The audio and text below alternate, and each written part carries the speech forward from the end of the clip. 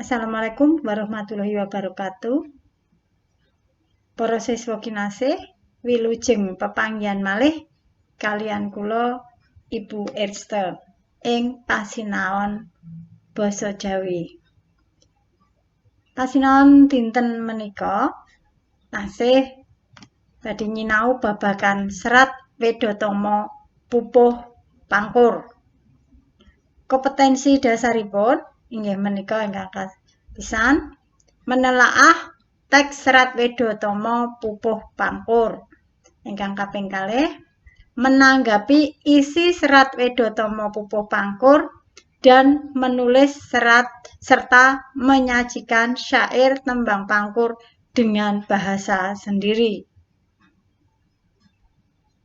Dene tujuan pembelajaranipun tujuan pembelajaran inggih wonten kalih inggih menika peserta didik dapat menelaah teks Serat Wedhatama Pupuh Pangkur. Ingkang nomor kalih peserta didik dapat menanggapi isi Serat Wedhatama Pupuh Pangkur. Menika tujuan pembelajaranipun. Lajeng indikator pencapaian kompetensinipun, indikator pencapaian kompetensi itu indikator bahwa siswa telah mencapai kompetensi menika ingkang kapisan peserta didik dapat menyimpulkan isi Serat Wedhatama Pupuh Pangkur. Ingkang nomor kalih peserta didik dapat menanggapi isi Serat Wedhatama Pupuh Pangkur. Menika indikator pencapaian kompetensi. Lajeng mlebet ing materi. Pitutur luhur. Saderengipun mlebet ing materi, kakinten nggih Ibu Asani para putra kinasih taksih emut kala wingi minggu kepengker babagan tembang pangkur, tembang macapat pangkur nggih. Pathokan utawi paugeranipun tembang pangkur menika pripun?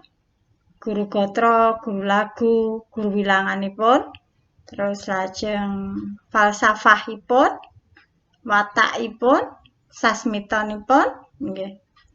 Kula kinten tasih emut nggih. Lajeng sakmenika kita badhe bahas babagan pitutur luhur. Pitutur luhur, pitutur menika wonten gandeng cenengipun kalian kasayan, kabecikan.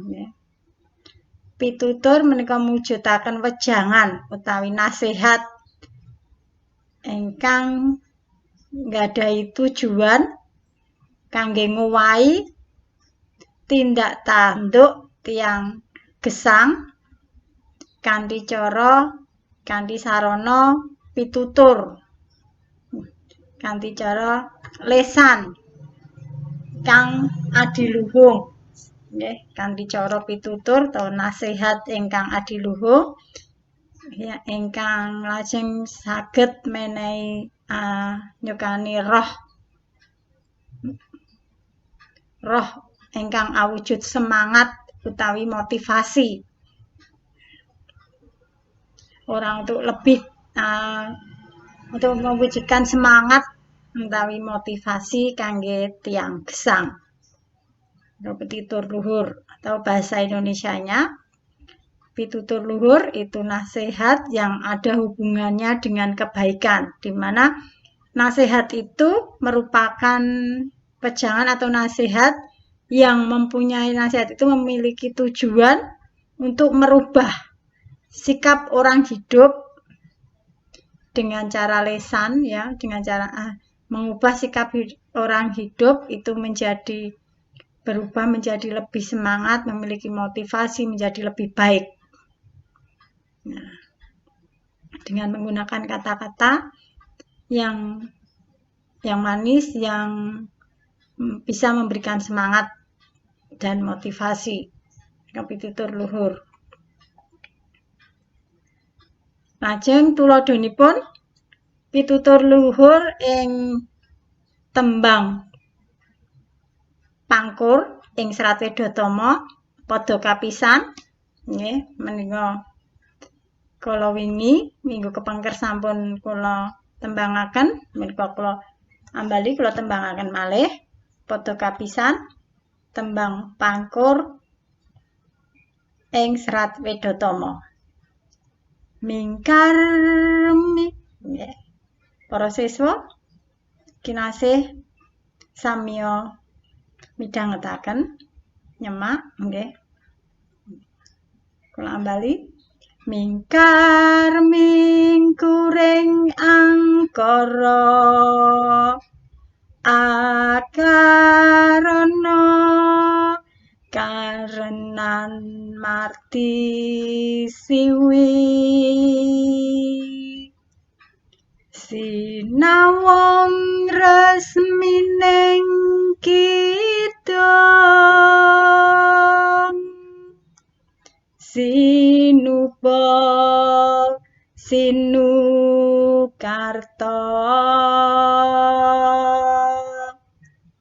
mrih kretarta pakartining ilmu luhung kang tumrap ing tanah Jawa agama ageming aji. Nah, menika tembang pangkur pada kapisan saking Serat Wedhatama. Pituturipun nggih menika menawi gulawentah utawi nyinau utawi ndidik putra nika kedah ngginakaken basa ingkang alus dipun sisipaken utawi dipun titipaken wonten ing tembang nggih resmining kidung wonten ing tembang ngginakaken kidung utawi ngginakaken tembang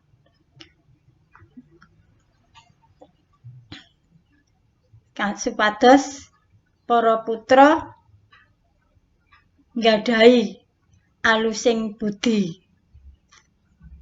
langkung-langkung menawi dipun ajaraken utawi dipun wucalaken babagan ilmu agama nggih. Utawi ringkasnya kangge gulawentah para putra menika kedah ngginakaken basa ingkang alus langkung-langkung menawi dipun wiwiti kanthi mucalaken utawa nyinau babagan ilmu agama. Menika agama badhe damel ajining diri nggih. Agama menika kangge tuntunan hidup nggih, tuntunan urip, ketuntunan gesang kangge tiyang tanah Jawi. Menika pitutur saking pada kapisan saking serat pada kapisan tembang pangkur saking Serat Wedhatama. Lajeng tuladha kaping kalih menika pada kaping kalih saking Serat Wedhatama saking Serat Wedhatama tembang pangkur menika nembangaken sami kalian pada ingkang kapisan kala wau. Menika Ibu maca asmawon nggih mboten kula tembangaken. Jinejer neng Wedhatama mrih tan kemba kembanganing pambudi. Mongko nadyan tuwa pikun yen tan mikani rasa. Yekti sepi asepa lir sepah samun. samangsane pasamuan gonyak ganyuk ngelingsemi. Dene pitutur luhuripun nyajian wis tuwa ya nalika kumpul karo masyarakat kudu tansah njaga sopan santun. Aja nganti sakarepe dhewe. Luwih-luwih dadi ngisin-ngisinake. Aja nganti ngisin-ngisinake. Menika pada kapindho. Dene lajeng pada kaping 3. Pada ingkang kaping 3 menika gugu kersaning priyangga nora nganggo peparah lamun angling lumuh ing aran balilu uger guru aleman nanging janma ingkang wus waspadeng semu sinamun ing samudana sesadon ing adu manis. Nah, pitutur luhuripun aja nuruti hawa nepsu awake dhewe. Anggone micara kudu dipikir dhisik lan yen dadi wong kudu sing jujur. Dadiya wong kang pinter, kang lembah manah. Jadilah orang pandai yang rendah hati. Menika pitutur luhur saking pada ketiga, katelu saking tembang pangkur ing Serat Wedatama. Kangge pada-pada salajengipun dumugi pada 14 para putra kinasih Ibu suwun maos lajeng dipun padosi pitutur luhuripun nyantentaken pitutur luhuripun. Salajengipun menika babagan isi tembang. Isi tembang menika gegayutan kalian kados pundi panganggit utawi pengarang nggambaraken kahanan ingkang wonten ing bebrayan masyarakat utawi penganggit maringi pesen dhateng masyarakat babagan ingkang wonten gegayutanipun kalian bebrayan utawi bermasyarakat.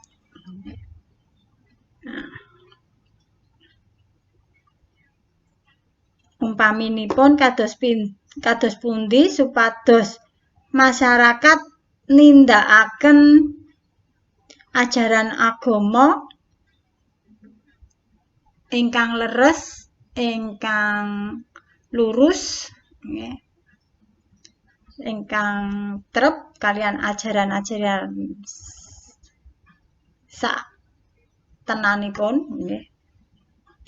Terus amargi agama menika minangka dasaring budi pekerti. Nah, isi tembang menika gegayutan kalian penganggit nggambaraken kahanan kang wonten ing bebrayan masyarakat. Utawi menehi pesen kangge masyarakat ngenani babagan gegayutan kalian bebrayan utawi bersosialisasi.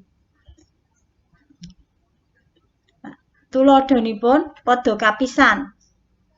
Padha kapisan kala wau mingkar mingkuring angkara akarana karanan Mardisiwi sinawung resmining kidung sinuba sinukarta mrih kretarta pakartine ngilmu luhur kang tumrap ning tanah Jawa agama ageming aji. Isinipun kalau wau pituturipun sampun sakmenika isinipun tembang menika Mingkar mingkuring angkara niku nyingkiri tumindak angkara. Akarana karenan mardisiwi nyingkiri tumindak angkara tujuane kanggo ngajari para anak, nggih, ngajari anak utawa turunane. Ngajari anak. Dene sinawung resmining kidung sinuba sinukata. Sinawung resmining kidung. Pitutur, nggih, pitutur nika dipun sisipaken ing kidung utawi tembang ingkang endah. Tujuanipun supados pakarti luhur kala wau saged kasembadan ing bebrayan ing tanah Jawi. Langkung-langkung pendidikan agama menika minangka dasaring budi pekerti luhur kangge para panguwasa lan masyarakat Jawa. Menika isinipun tembang Pangkur padha kapisan ing Serat Wedhatama. Nah, tanggapan, kula menehi tanggapan kangge isi kangge tembang Pangkur padha kapisan. Menika yen masyarakat menawi masyarakat kanthi tememen nindakaken ajaran agama mestinipun bakal dados nggih, bakal dados masyarakat ingkang gadhahi budi pekerti luhur. Sedaya agami menika ngajaraken budi pekerti ingkang luhur.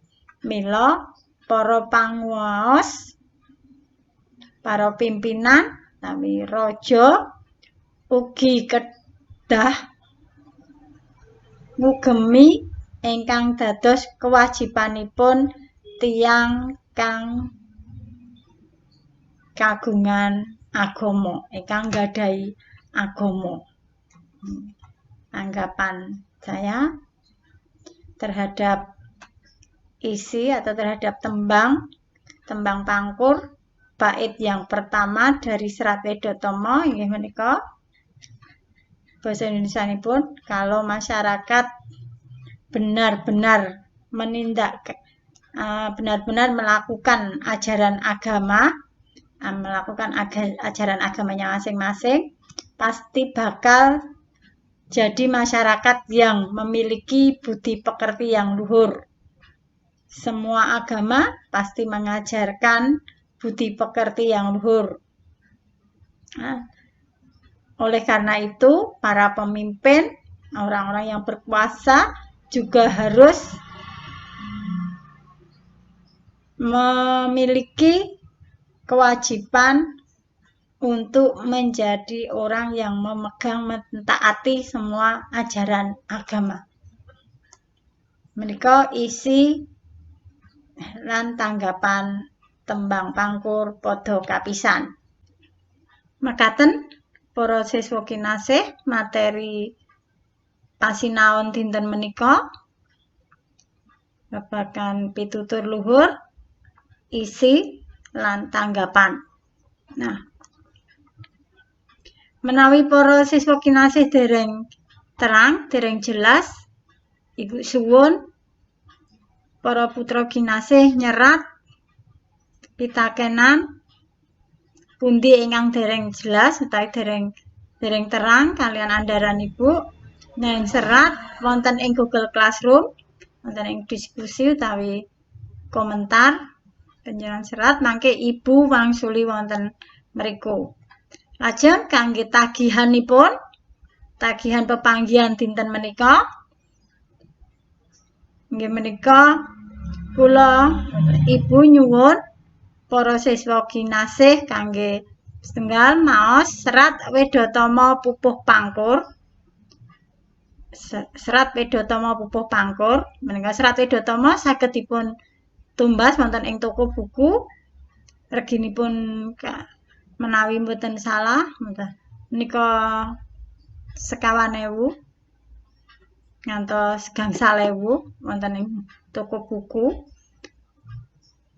utawi para siswa saged browsing wonten ing internet pados Serat Widhatama Pupuh Pangkur wonten ing internet. Panjenengan waos Serat Widhatama Pupuh Pangkur padha kapisan dumugi 14. Sekawan welas padha kapisan dumugi padha sekawan welas. Lajeng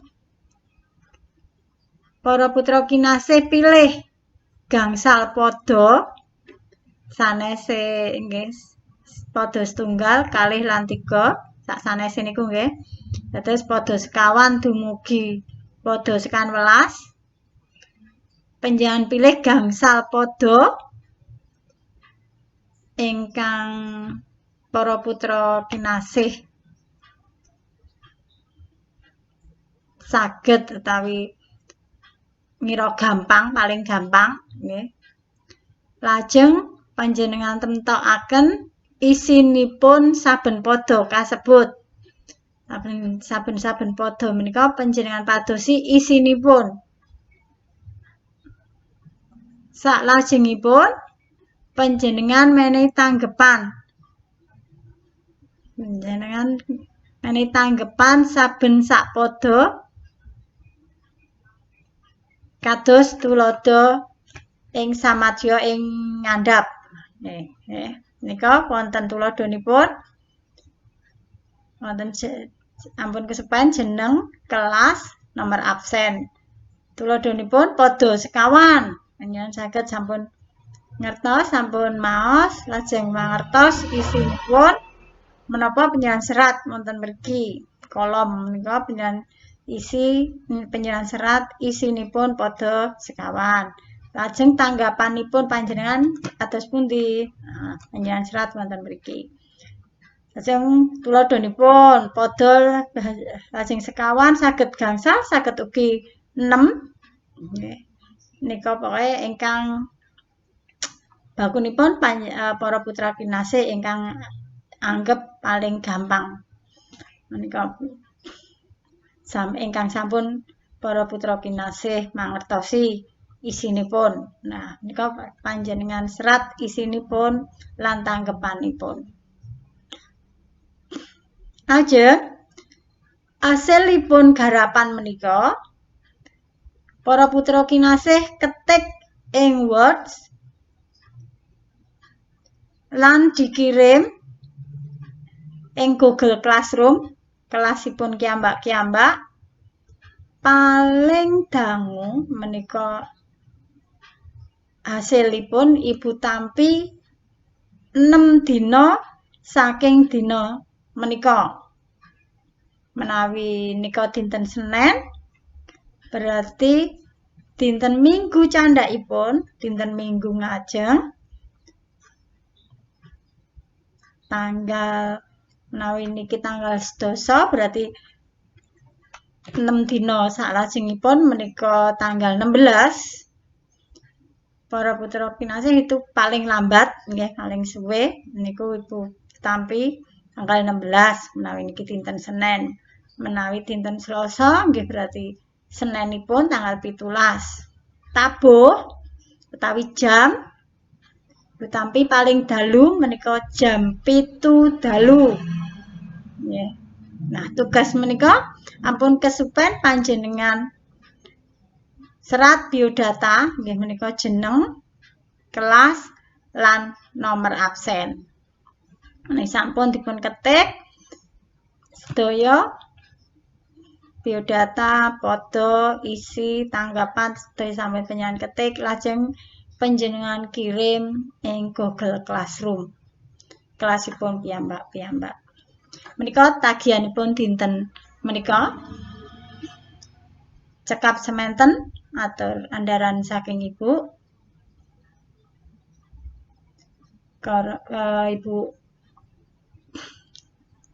Ibu muga ngarep Ibu ngajab supaya para siswa